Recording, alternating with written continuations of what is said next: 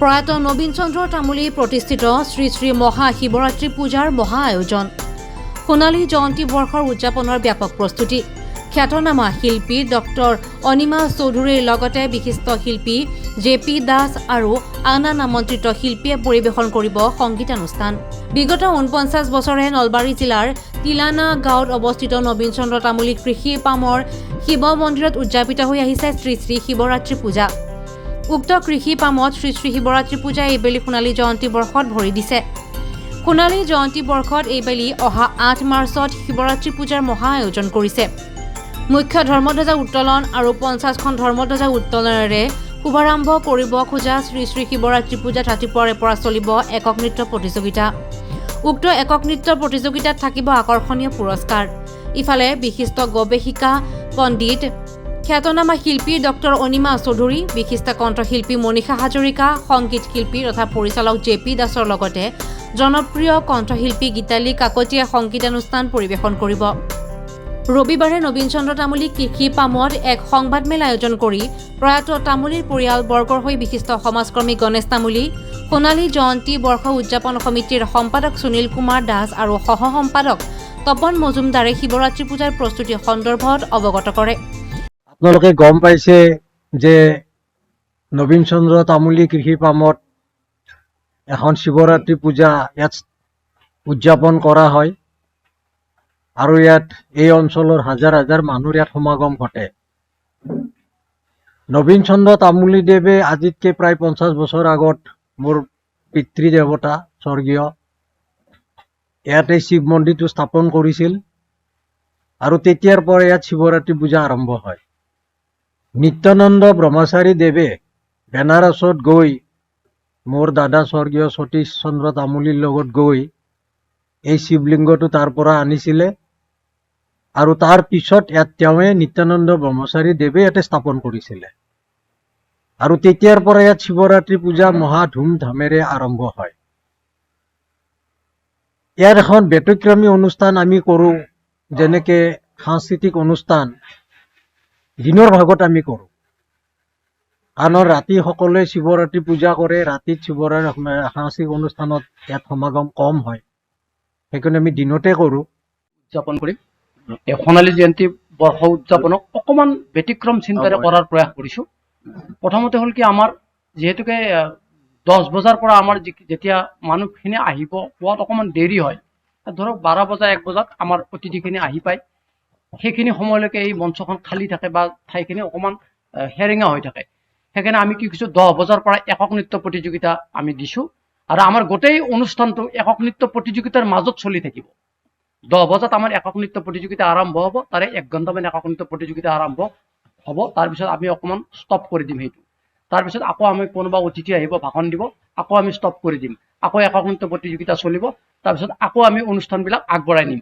আমাৰ বিশেষভাৱে আমি এই অনুষ্ঠানলৈ আমি নিমন্ত্ৰণ জনাইছোঁ, সাংস্কৃতিক অনুষ্ঠানৰ মুখ্য অতিথি হিচাপে আমি আমন্ত্ৰণ জনাইছোঁ আমাৰ সন্মানীয় কেবিনেট মন্ত্ৰী, নলবাৰী সমষ্টিৰ সন্মানীয় বিধায়ক জয়ন্ত মল্ল বৰুৱাদেৱক আমি আমন্ত্ৰণ জনাইছোঁ।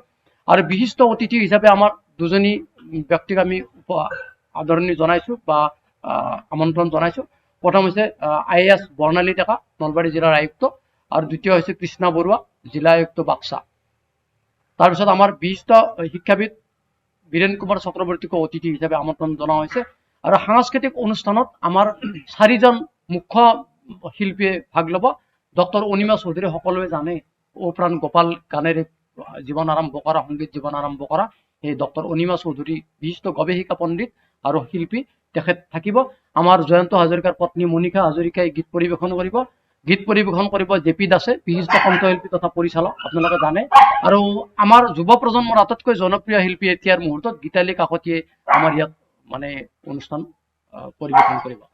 তাৰপিছত আমাৰ স্মৃতিগ্ৰন্থ উন্মোচনৰ বিষয়ে ক'লে জয়ন্ত মাধৱ বৰা সাহিত্য একাডেমী বঁটা প্ৰাপক, তেখেতে এইখন উন্মোচন কৰিব। অতিথি হিচাপে প্ৰকাশ মহন্তদেৱ থাকিব। আৰু তাৰপিছত এই দিনৰ কাৰ্যসূচীৰ পিছত থিয়ানাম অনামিকা কলিতাৰ দল ঘগ্ৰাপাৰে অংশগ্ৰহণ কৰিব। তাৰপিছত 7 বজাত নাগাৰা নাম পৰিৱেশন হ'ব আৰু পাঠিকাদ্বয় পূৰ্ণিমা দাস বৰবিল্লা আৰু হিমাশ্ৰী কলিতা তামোলপুৰ। ইফালে গণেশ তামুলীৰ পিতৃ প্ৰয়াত নবীন চন্দ্ৰ তামুলীয়ে কেনেকৈ জীৱন সংগ্ৰামৰ মাজেৰে পঢ়া শুনা কৰাৰ লগতে ব্যৱসায়ৰ স্বাৱলম্বিতাৰ নিদৰ্শন দাঙি ধৰি নলবাৰীৰ উঠি অহা প্ৰজন্মক উৎসাহিত কৰিছিল তাৰো বিস্তৃতভাৱে ব্যাখ্যা কৰে। অৱশ্যে নলবাৰীৰ সমাজ জীৱনৰ এটি চিনাকি নাম আছিল নবীন চন্দ্ৰ তামুলী। সঁচা অৰ্থত নবীন চন্দ্ৰ তামুলীৰ কৰ্মৰাজি আজিও সোঁৱৰণ কৰে সকলোৱে। ইফালে আজিৰ এই সংবাদমেলৰ জৰিয়তে প্ৰতিগৰাকী ভক্তপ্ৰাণ ৰাইজৰ সহায় সহযোগ তথা উপস্থিতি কামনা কৰে সোণালী জয়ন্তী বৰ্ষ উদযাপন সমিতিয়ে। নবীন চন্দ্ৰ তামুলীয়ে নলবাৰীত ব্যাপক ব্যৱসায়, আমিতো ব্যৱসায় সকলো কৰোঁ, তামোল এক পোন লৈ যাওঁ আমি বজাৰত বিক্ৰী কৰোঁ, সেই ধৰণৰ ব্যৱসায় আজিও চলি আছে। কিন্তু বৃহৎ আকাৰৰ ব্যৱসায় প্ৰথম নলবাৰীত আৰম্ভ কৰা ব্যক্তিজন যে মানে নবীন চন্দ্ৰ তামুলী, সেই কথাটো আপোনালোকে অলপমান ফকাছত আনিব লাগে। তেখেতে 1935 চনত মেট্ৰিক পাছ কৰা, আৰু ঢাকাত মেট্ৰিক আছিল তেতিয়া, অসমত মেট্ৰিক নাছিলে। ঢাকাত তেতিয়া মেট্ৰিক পাছ কৰি তেখেত চাকৰি ব্ৰিটিছ চৰকাৰৰ পৰা চাকৰিৰ অফাৰ পাইছিলে, কিন্তু চাকৰি নকৰিলে। চাকৰি নকৰি তেখেতে ব্যৱসায় আৰম্ভ কৰিলে। কেনেকুৱা ব্যৱসায়? তিলানাত থাকে গাঁৱত, ইয়াৰ পৰা চাইকেল মাৰে, চাইকেলৰ পিছফালে বস্তু বান্ধে, ধমধমাৰ বজাৰত বিক্ৰী কৰে ফুটপাথত। আকৌ ৰাতি ঘূৰি আহে গধূলি, আকৌ পিছদিনা যায়। ইমান কষ্ট কৰি তেতিয়াৰ মেট্ৰিক, আজিকালি মাষ্টাৰ ডিগ্ৰীও নোৱাৰিব চাগে, গতিকে তেতিয়াৰ মেট্ৰিক পাছ কৰি এজন ব্যক্তিয়ে যে নতুন চামক অনুপ্ৰেৰণা কৰিছিল ব্যৱসায়ত অসমীয়াবিলাকৰ ভিতৰত, এইটো এটা সঁচাকে ব্যতিক্ৰমী এটা ব্যক্তি তেখেত। কাৰণ চাইকেল মাৰি তেতিয়া ৰাস্তা ঘাট বেয়া আছিল, চব শিলৰ ৰাস্তা, ইফালে কাঁচা ৰাস্তা তিলানাৰ, ধমধমাৰ ইফালে কাঁচা ৰাস্তা, সেই ৰাস্তাত চাইকেল মাৰি যায়, তাতে ফুটপাথত বিক্ৰী কৰি আকৌ ৰাতি ঘূৰি আহে, আকৌ পিছদিনা পুৱাই যায়। তাৰ পিছত কৰি কৰি তেখেতে নলবাৰী মছজিদ চকত অকণমান মাটি ল'লে। যেতিয়া তেখেতে মাটি লৈছিল তেতিয়া নলবাৰী চহৰ জন্ম হোৱা নাছিল। আমাৰ মনত আছে, কাৰণ মোক সৰুতে চাইকেলত উঠাই লৈ যায় আৰু গধূলি গাঁৱত লৈ আহে। তেতিয়া মানে লাইট নাই, ইলেক্ট্ৰিচিটি নাই নলবাৰীত। আমি কেইঘৰমান মানুহ নলবাৰীত, কাঁচা ৰাস্তা টাউনত, সন্মুখত হান্না নাথ থাকে, তাৰপিছত বাটা চকত কেইঘৰমান, আমাৰ নিপেন ডাক্তৰহঁত আছে সেইফালে, চৌধুৰী পৰিয়ালটো আছে, এনেকে কেইঘৰমান ব্যক্তি। 4টা বাজিলে আৰু ঘৰত সোমাই যায়। তেতিয়া নলবাৰী আন্ধাৰ, আৰু নলবাৰী টাউন নহয়। সেই অৱস্থাৰ পৰা আজি নলবাৰীটো বহুত উন্নত হৈছে, যা হওক। সেইকাৰণে তেখেত এজন ব্যতিক্ৰমী ব্যক্তি। আৰু এই যে ইয়াত মন্দিৰটো স্থাপন কৰিলে, এইটো এটা তেতিয়াই এইটো ভবা কথা, 50 বছৰ আগত, যে এটা শিৱ মন্দিৰ ইয়াত স্থাপন কৰিব লাগে। আৰু তাৰ যিটো শিৱলিংগ, এই শিৱলিংগটোতো ইয়াৰে নহয়, এইটো বেনাৰসৰ পৰা আনিছে, মই ক'লোৱেই আপোনালোকক অলপতে।